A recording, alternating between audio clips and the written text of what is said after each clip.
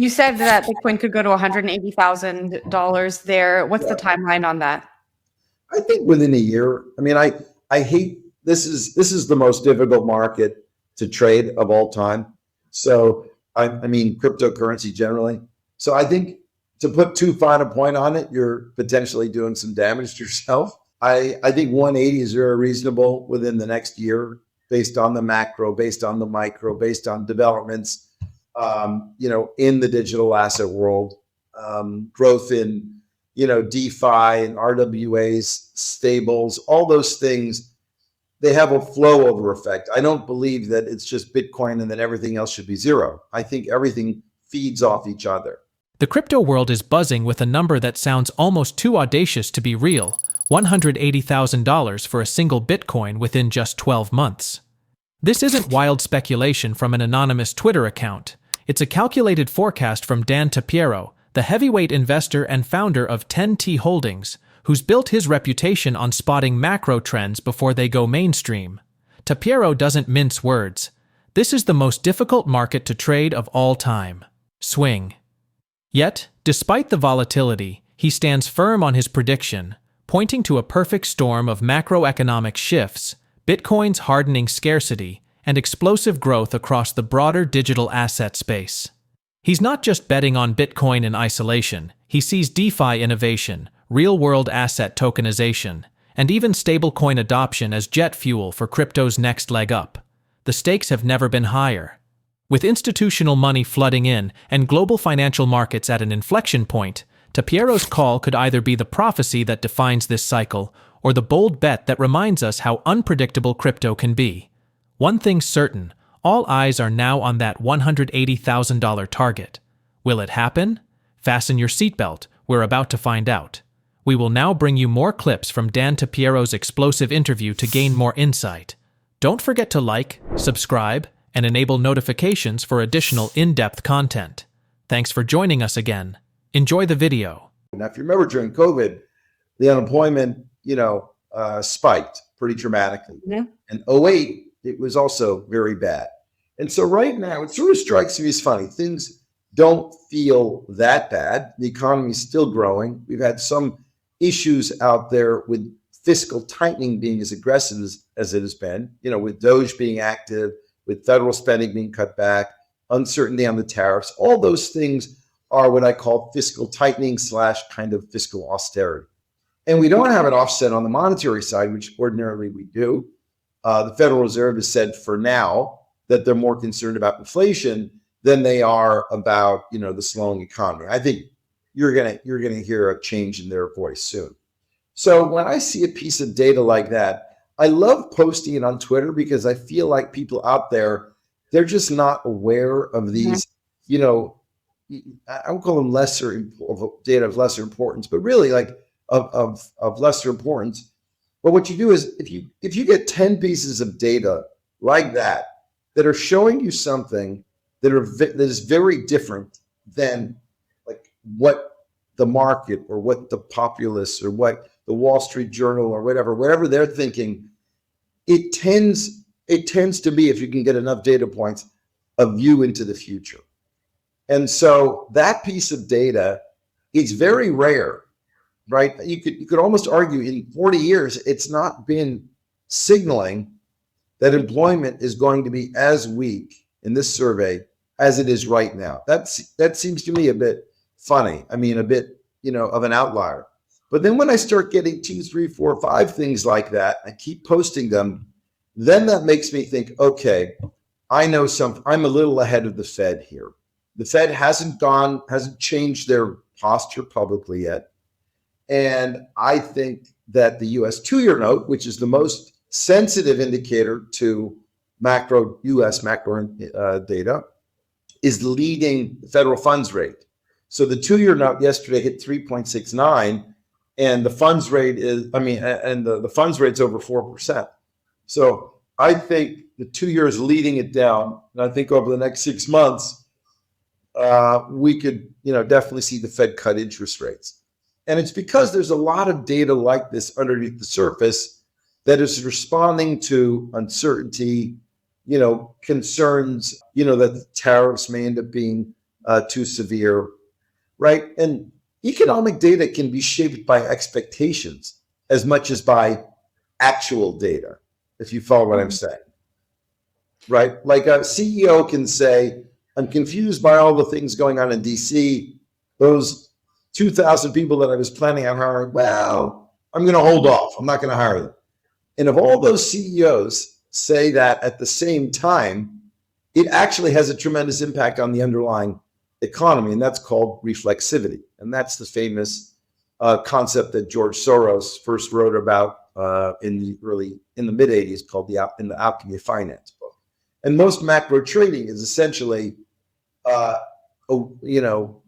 process of interpreting reflexivity before it kind of kicks in. So given that economic data, the 2-year was at 369. I put a chart out yesterday. I could see it easily dropping 100 basis points. So it could go to 2.5. And whether the Fed cuts or not, like I think the market rate will go to 2.5. And I think the dollar potentially could drop another, 5-10% here. I was wrong on the dollar. I'd originally thought it would stay strong. But given the amount of fiscal tightening that's gone on, I think we're going to need a monetary offset to cushion some of this austerity, and it'll come through the interest rate, and then it'll also come through a lower dollar. And now tie that together for our audience. What does that mean for crypto markets? To the moon.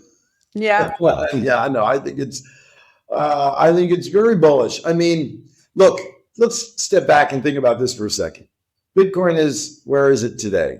Around 95,000 last 95,000. So Bitcoin is at 95,000. The 2-year note is, call it, 3.7. All right. In 2021, the interest rate was 0. Okay. 0. And Bitcoin was 60,000 at the peak.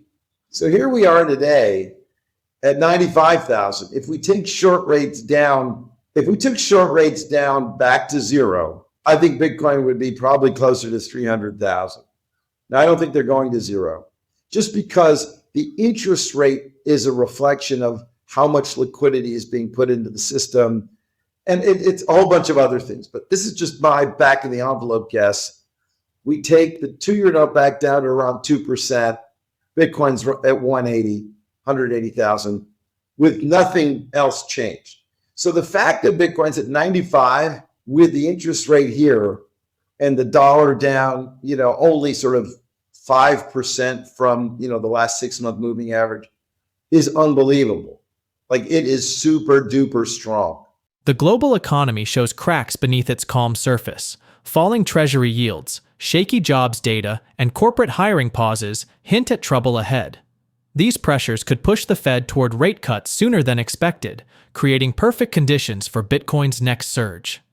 Trading at $95,000 despite high interest rates, Bitcoin's strength is undeniable. A drop to 2% rates might propel it to $180,000, while emergency zero-rate policies could spark a run toward $300,000. Everything hinges on the Fed's next move. While China bans crypto and Europe hesitates, Bitcoin's resilience at $95,000 proves its staying power. The US has quietly become crypto's biggest supporter, with major players like Circle preparing to go public. Stablecoins now handle $10 trillion annually, and shifting political winds suggest crypto is entering the mainstream. This isn't just another price rally, it's finance's digital future arriving ahead of schedule. Savvy investors are already positioning themselves for what comes next. The question is, will you join them? Let's watch more clips from the interview. So if you have a little more of a slowdown, you have this dollar weakening, you have the interest rates drop, just that alone, forget all the great fundamentals, all the new flow into Bitcoin, flow into Ethereum and Solana. To me, I see everything. Bitcoin is the leader. Bitcoin is the core asset. But I do see the other cryptocurrencies. Solana and Ethereum have gained network effect, but the other ones, are venture products, are venture investments. But this is a whole new world. It's still very early. I put this tweet out last night that got a little heat, but I think it's true. I mean, on mainland China, Bitcoin is still banned. And In Europe, I would say Europe is still pretty hostile to Bitcoin generally. I mean, it's certainly not open. So you have 2/3 of the entire world GDP from an economic perspective, from a wealth perspective, they're not really supportive. And the US is. So I don't know. It's like, imagine if we had the other 2/3 of the world actually like being supportive. Where would this thing go? I just think 95 is a great, it's a much stronger price than people understand. I've never seen interest as high in the space ever before. And now we've got a US administration that is frankly like downright bullish and pushing for growth, pushing for regulatory clarity. And, with our funds, I've invested in 23 companies that are growth stage companies in the space, companies generally making sort of 40, 50 million in revenue or higher. We have, I think, 3 to 5 companies that could be public this year.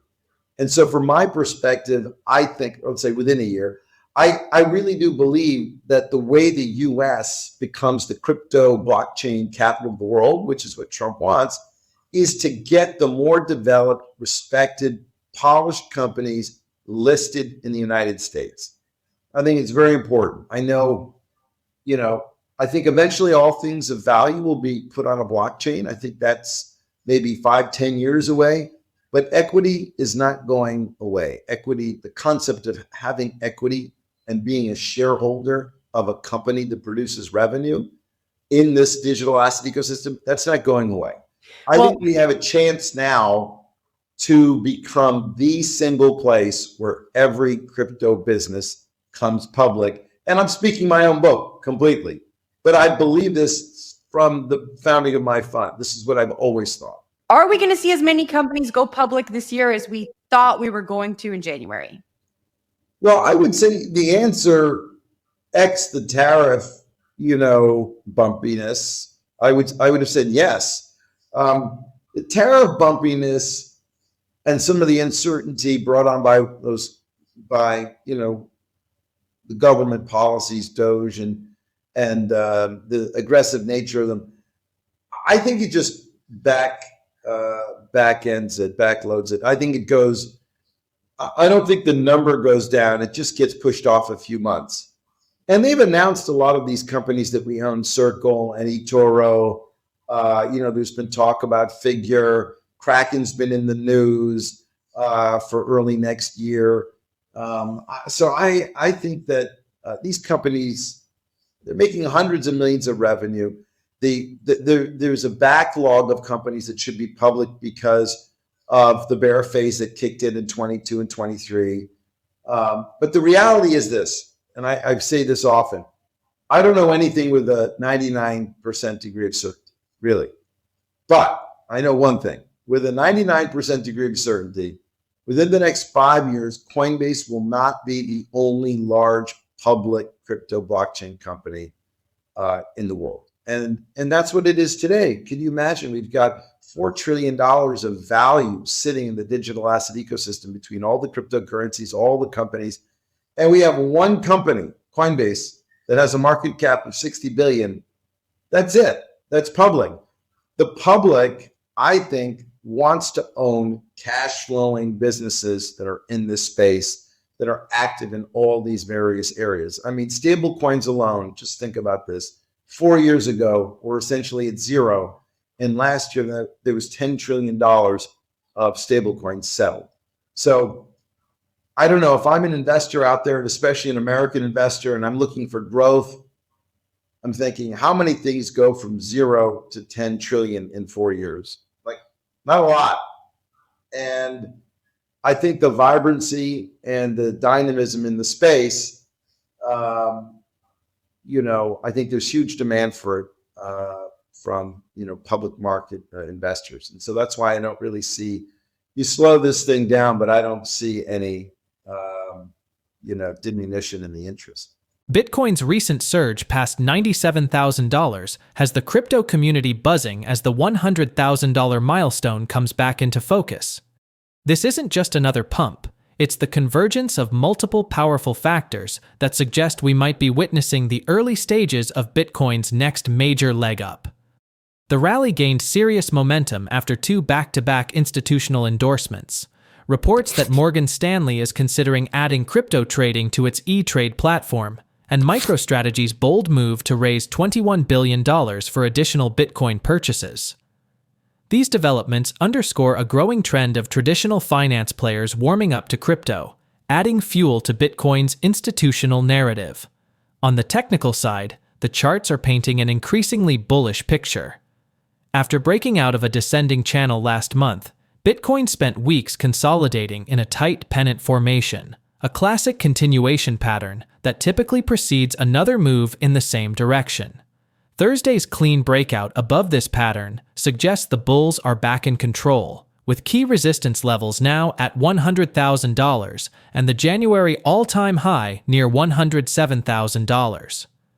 While the relative strength index is creeping toward overbought territory, that's often a confirmation of strength in established uptrends rather than a warning sign.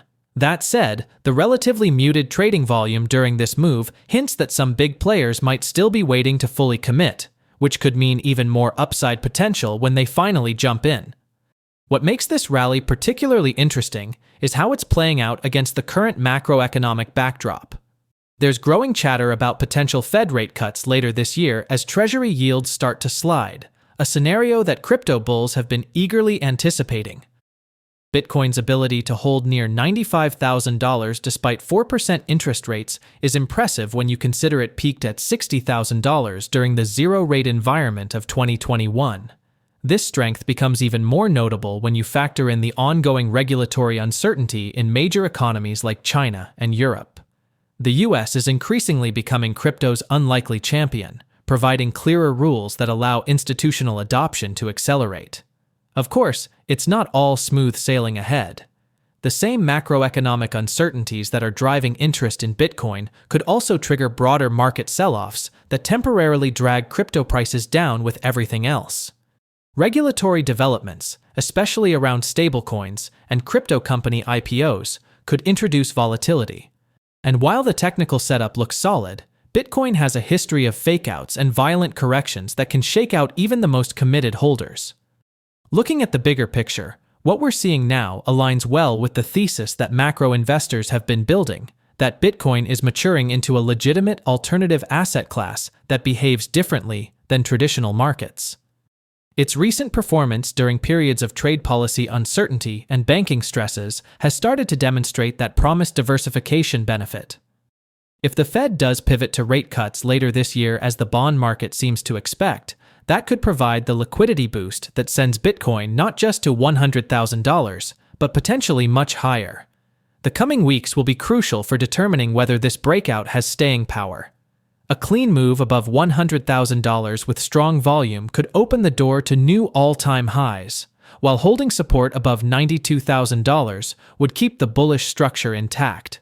One thing's for certain, between the improving technicals, growing institutional interest, and shifting macro winds, Bitcoin is giving investors plenty of reasons to pay attention.